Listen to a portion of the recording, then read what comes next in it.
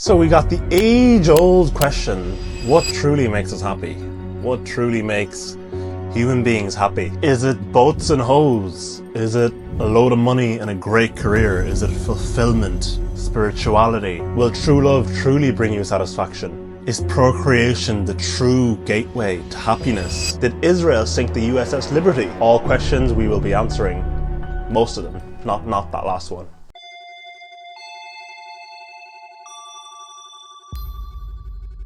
So I decided to be a nerd today and write out a bunch of stuff. I'd love to pretend like I did all this research myself, but I got most of this research from a Coursera course that I did called The Science of Wellbeing. So if you want to check it out, I'll probably leave a link in the description. There's obviously a lot of noise from everywhere about like what truly makes us happy. Like careers, money, grades, women, marriage, relationships, those kind of things.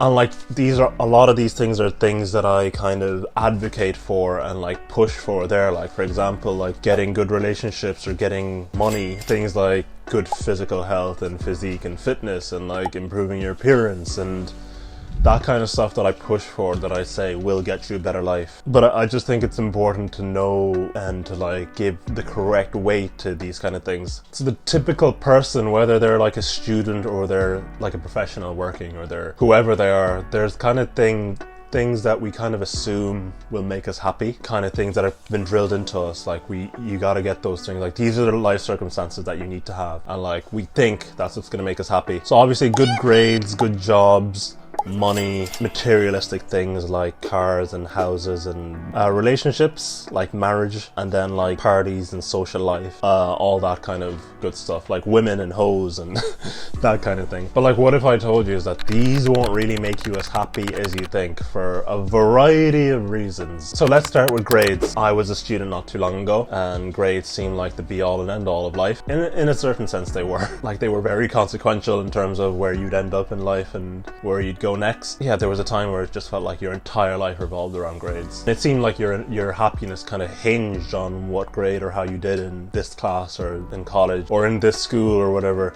So Levine et al. 2012 looked at like the differences that students had depending on what grades they got in terms of their happiness. They asked them to predict how they would feel and give like a number between 1 and 10 regarding their happiness, how they would feel if they got a grade higher than expected and how they would feel if they got a grade below what they expected. So the average of getting a grade higher than expected was 8.27, exactly what I expected, 7.81, and lower than expected, 4.42. So this is what the students themselves predicted would be their happiness levels if they got a higher grade than expected, at exactly as they expected, or lower than expected. Now, what were their actual levels based on those kind of criteria? They were all pretty much the same. So higher than expected, 6.55, exactly as expected, 6.45, lower than expected, 6.36. So not actually that much of a difference between whether they got a higher or exactly the same or lower. They assumed that their grade would impact their happiness way more than it actually did. Now obviously there's outliers, you know, we all remember those people in school who cared way too much about like, oh, I got a 94 instead of a 97 and my life's over. Generally we big these things up and then once they happen it's kind of like, okay, life just kind of goes on. Like the people who did really well, like they expected that they'd be like really happy, and then once they actually did do really well, they were just kind of like meh.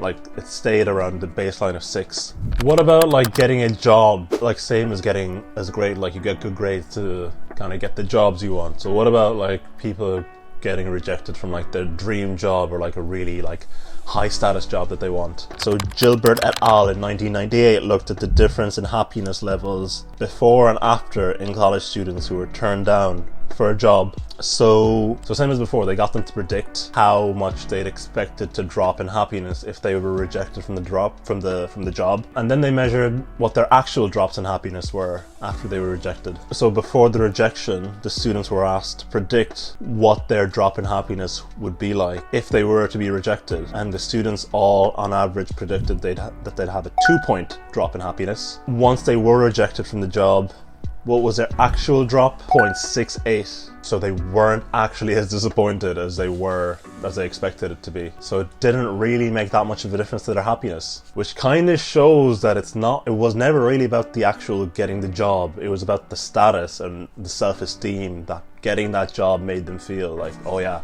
like I'm really good that I got this job. So that's an interesting dimension, that like the little difference in happiness there was more to do with like the self-esteem than the actual job. Right, now what about money? The 2008 study asked people basically, what salary would you need to like feel content with life? How much money do you think you need to like truly like be content and be happy with life? Interestingly, the people who are earning 30,000 a year said 50,000 a year. The people who are currently earning 100,000 a year, so 100k, you'd think they're set. What did they say? They said 250,000, so more than double the salary. So think about it, the more money you earn, the more you want and the more discontent you are, because you have this target and then once you get to it, you're actually even further away from contentment because your next target is even further. So it shows like the money itself isn't actually what's making people happy, because people are getting money, they're getting richer, and they're still not content.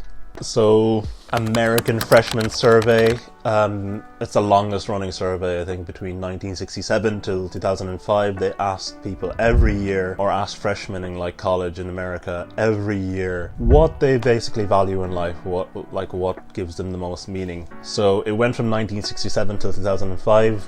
In 2005, financial things were at 71%, whereas in 1967, when I started, it was at 42%. So people are valuing money even more now, whereas meaningful life philosophy, that kind of thing, 2005 was at 52%, so just above half. And in 1967 it was at 86%, so it went way down. And yet, are people any happier?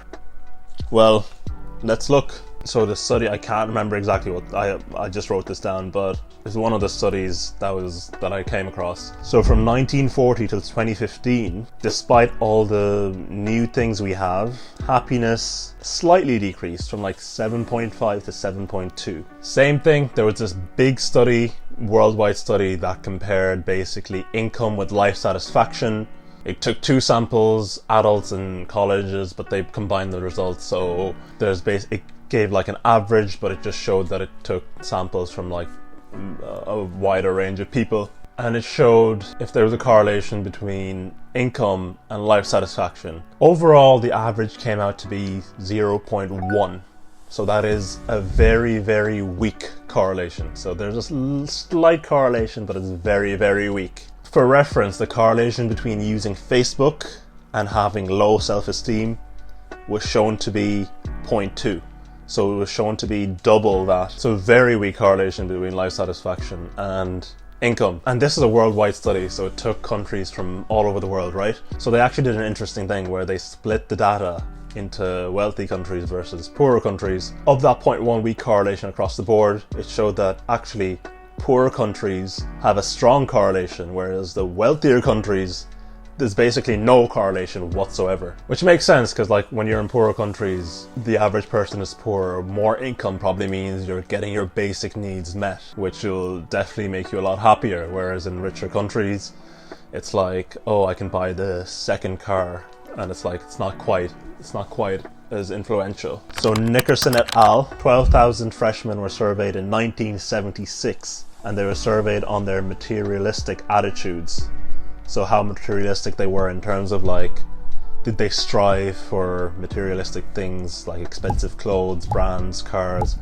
I'd imagine I'd add like women and casual sex into that kind of thing as well.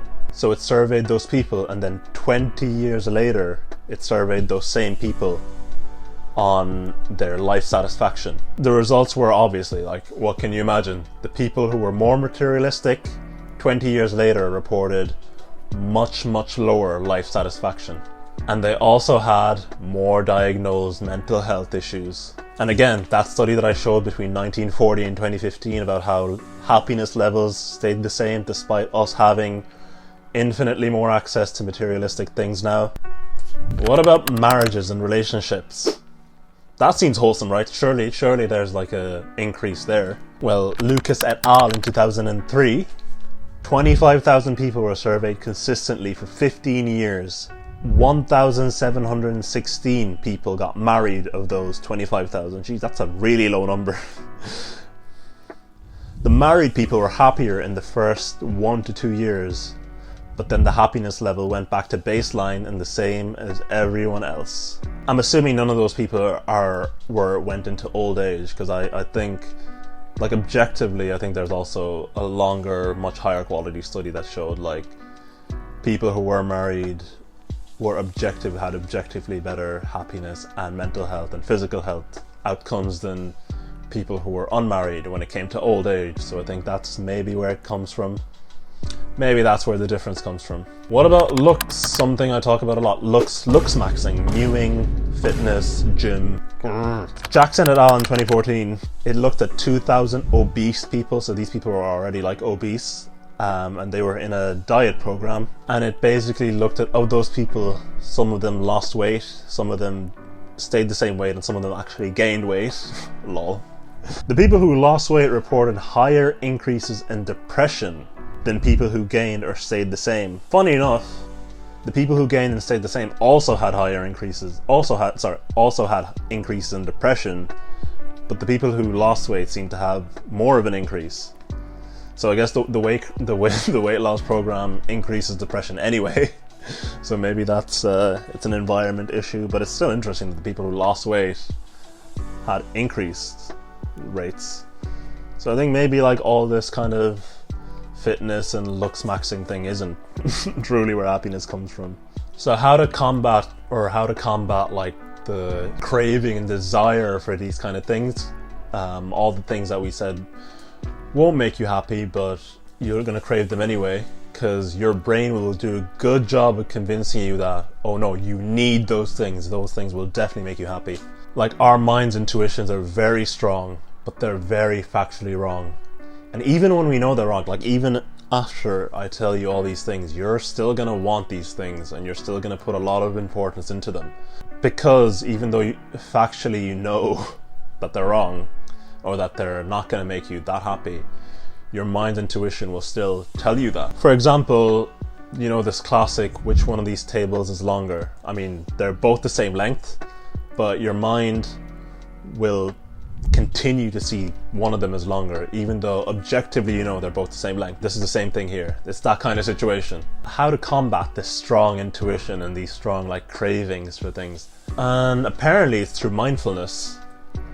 It's through kind of meditating, obviously, and kind of being mindful of your own thoughts, and whenever you get those cravings, just being aware that they are cravings from your mind. They are intuitions, they're not real. You can kind of take them, assess them, look at where they're coming from, and then just doing the things that you know will make you happy anyway. Take them as an intuition rather than something that's a part of you. What are the real things that are going to make you happy actually?